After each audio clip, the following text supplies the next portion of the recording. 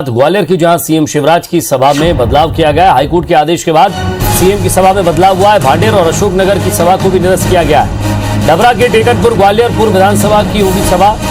अब कोविड-19 की गाइडलाइन के तहत सभाएं होंगी। हाईकोर्ट ने कल 4 बिंदुओं पर आदेश जारी किया था। राजनीतिक सभाओं को लेकर यह आदेश जारी किया था। प्रत्याशियों को कलेक्टर को आवेदन देना होगा। वर्चुअल सभा भी नहीं कर सकते, फिजिकल रैली कर रहे हैं।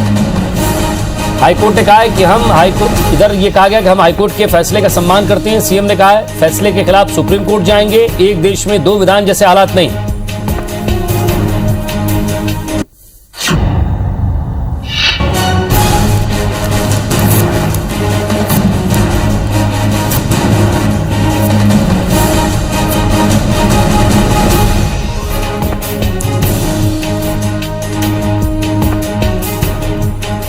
तो वर्चुअल सभा भी नहीं कर सकते, फिर भी इतनी बड़ी सभाएं हो रही है। इधर सीएम ने कहा हम हाईकोर्ट के फैसले का सम्मान करते हैं, लेकिन एक देश में 2 विधान नहीं हो सकते, हम सुप्रीम कोर्ट जाएंगे।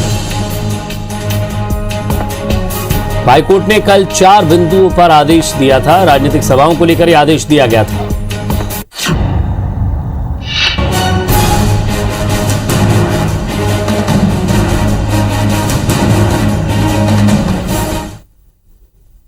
बिहार में आम सभाएं हो रही है, लेकिन मध्य प्रदेश के एक हिस्से में नहीं हो सकती। तो इस फैसले के संबंध में न्याय की प्राप्ति के लिए हम माननीय सर्वोच्च न्यायालय जा रहे हैं। नासिर गौरी हमारे संवाददाता हमारे साथ जुड़ गए। नासिर, हाईकोर्ट के फैसले के बाद अब सीएम ने कहा है कि हम फैसले का सम्मान तो करते हैं, लेकिन अब एक देश में 2 विधान नहीं हो सकते। बिहार में सभाएं हो रही हैं, बिहार में सब कुछ चल रहा है, लेकिन मध्य प्रदेश में एक क्षेत्र में चुनाव है तो वहां नहीं होने देना चाहते हैं।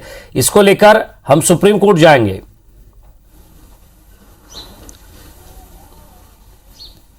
देखिए विजय, हाईकोर्ट ने किसी भी सभा या रैली पर प्रतिबंध नहीं लगाया है। साफ करना होगा, क्योंकि 4 बिंदुओं को लेकर उन्होंने अपना आदेश जारी किया। उन्होंने ये कहा, पहला पॉइंट ये है, उसमें ये कहा गया है कि अगर आपको आम सभा करनी है तो पहले आपको जिला निर्वाचन अधिकारी यानी कि कलेक्टर को संतुष्ट करना पड़ेगा कि हम वर्चुअल रैली नहीं कर सकते हैं, हमें फिजिकल रैली करना होगी, इसलिए हम ये करना है, उसको कलेक्टर को संतुष्ट करना पड़ेगा।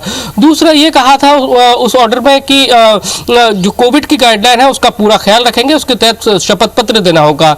तीसरा उसके अंदर यह था कि जब आम सभा होगी तो उसमें हम जो क्वांटिटी बताएंगे कि यानी कि जैसे 1000 लोग बताएं तो 1000 लोगों के बाद उसमें उससे जस्ट डबल संख्या में मास्क और सैनिटाइजर का वितरण करना होगा। साथ ही उसकी जो खरीदी की होगी उसकी रसीद भी जिला निर्वाचन अधिकारी के पास जमा करना होगी, तब जाके परमिशन चुनाव आयोग से मिलेगी।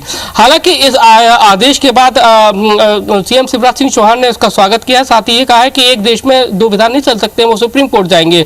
लेकिन शुरुआती तौर में उन्होंने अपनी 2 सभाएं हैं, एक भांडेर की और एक अशोकनगर की, उसको निरस्त कर दिया है।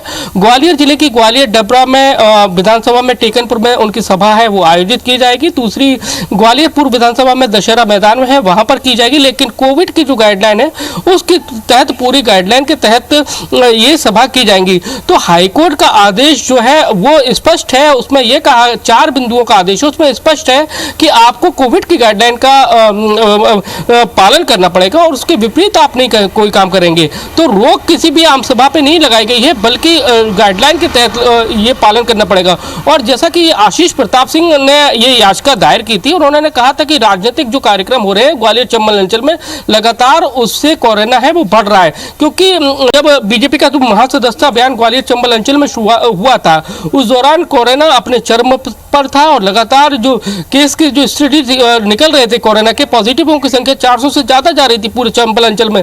तो ऐसे में कहा गया था कि हजारों की संख्या में भीड़ इकट्ठा हो रही है, ऐसे कार्यक्रमों को तत्काल रोक लगाया जाए।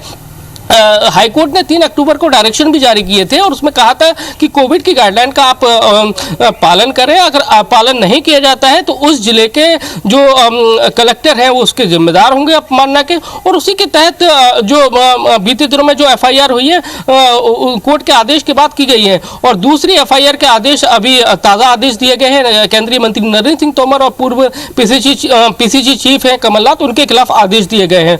तो ये कोविड की गाइडलाइन के तहत राजनीतिक कार्यक्रम जो होंगे वो उस गाइडलाइन के तहत होंगे, लेकिन रोक किसी भी सभा पर या रैली पर नहीं है, बल्कि गाइडलाइन का हवाला देकर कहा गया है कि आपको गाइडलाइन का पालन करना होगा और उसी के तहत आपको सभा की अनुमति, रैली की अनुमति मिलेगी।